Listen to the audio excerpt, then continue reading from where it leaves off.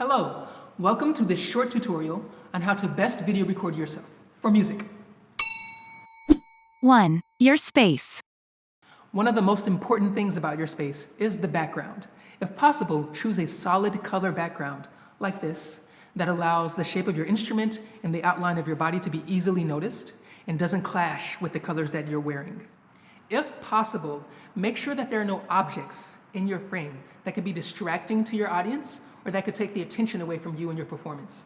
Things such as extra chairs, messy piles of books, drawings that are really interesting. These kinds of things should be removed from the frame or find a better space. And if you can't find a different space, then just take the time to make that space look nice and neat. Maybe straighten up your pile of books, make up your bed, hang your coats nice and neat, or remove them from the frame. Please make sure that there are no competing sources of sound. No barking dogs, no loud brothers or sisters, no television or movies playing in the background. Turn those things off, put your dog in another room, or ask them to be quiet so you can make your video. Now, regarding brothers and sisters or other family members or friends, I have a rule.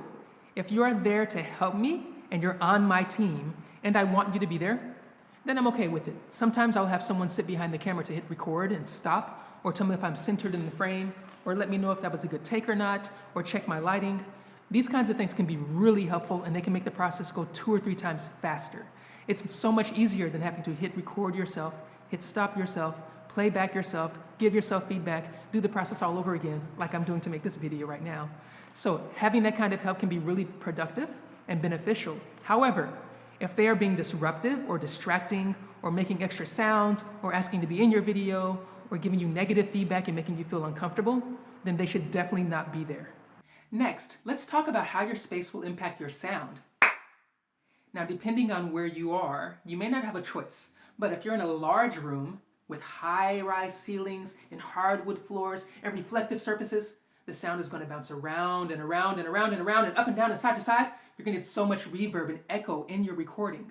However, if you're in a smaller room with carpeted floors and curtains on the walls, those soft surfaces will absorb the sound and get you a much drier sound, which is so much better for recording. For example, in this room, to me, my voice sounds like I'm in a tunnel. But in this room, there's so much more reverb and my clap lasts 2 or 3 seconds. Now this room actually has quite a nice sound, but you can hear the fans humming in the background and there are so many objects which are distracting, so I would not recommend a room like this one. Believe it or not, one of the best places for audio is outside. Unfortunately, outside also comes with barking dogs, helicopters flying overhead, car horns, sirens from fire trucks and ambulances.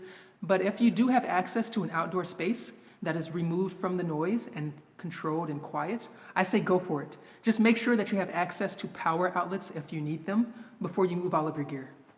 Now, since you may not have a choice, one tool that you can use is blankets and sheets. If you hang these things on reflective surfaces or on bare walls, it will actually deaden the sound and you'll get a much drier sound. Just make sure that you hang those things to where they're not in your frame or they don't distract from the background. 2. Lighting. This is me in low light. Now my selfie cam is doing a lot to try to make this work, but as you can see, you can't really make out the details in my shirt. My skin is practically all the same color because there's not enough light to bring up my true skin tone, and most importantly, I don't really stand out from the background. A couple of solutions. One, check your light fixture.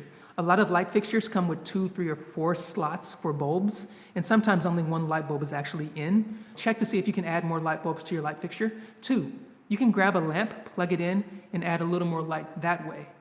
And if you don't have the option of adding more light, then that's fine. Just make sure that you're actually facing the light and not facing the dark. One of the worst things you can do is have the only light in the room behind you, because then your face will be dark and the camera will just see a dark face. Now this is with all of the room lights turned on, and it makes a big difference, right? First of all, the wall behind me appears more white, you don't really see as many shadows, and I stand out much more from the background.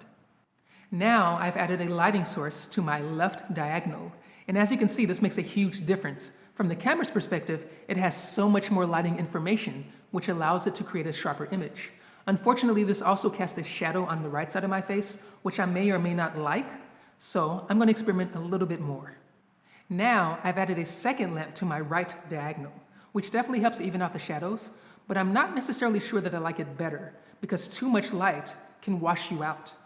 And one thing I liked about the shadow look was that it gave a nice sense of depth.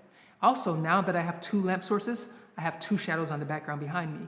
So there's definitely a lot of experimentation to do, and I'd have to watch these clips back to see which one I like the best. In fact, let's do just a little bit more experimentation.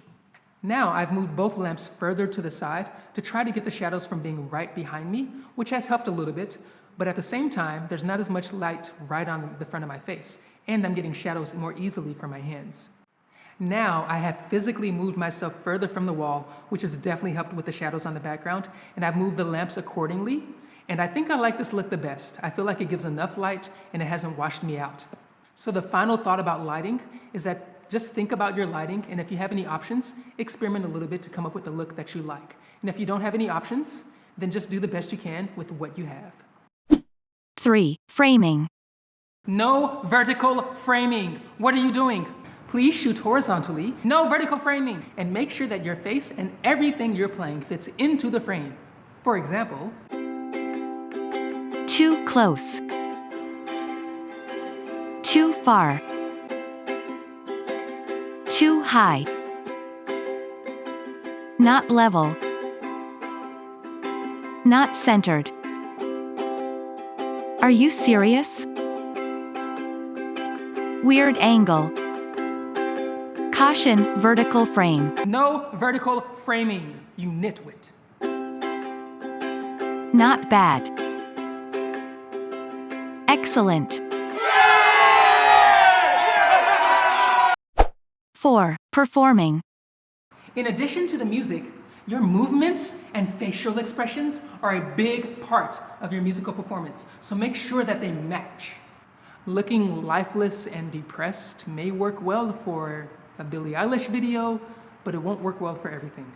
So smile, move to the beat, find the rhythm, and tap your feet.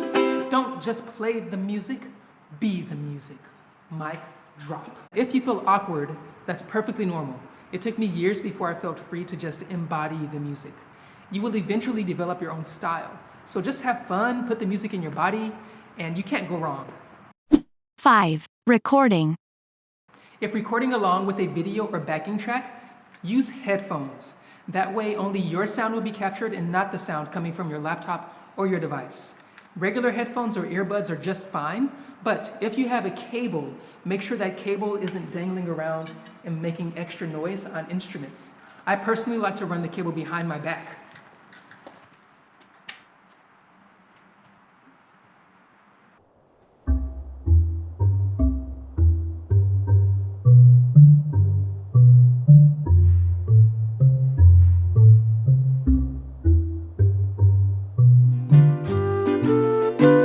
Every day she heard his tune, her love grew and grew because she believed his song was meant for her.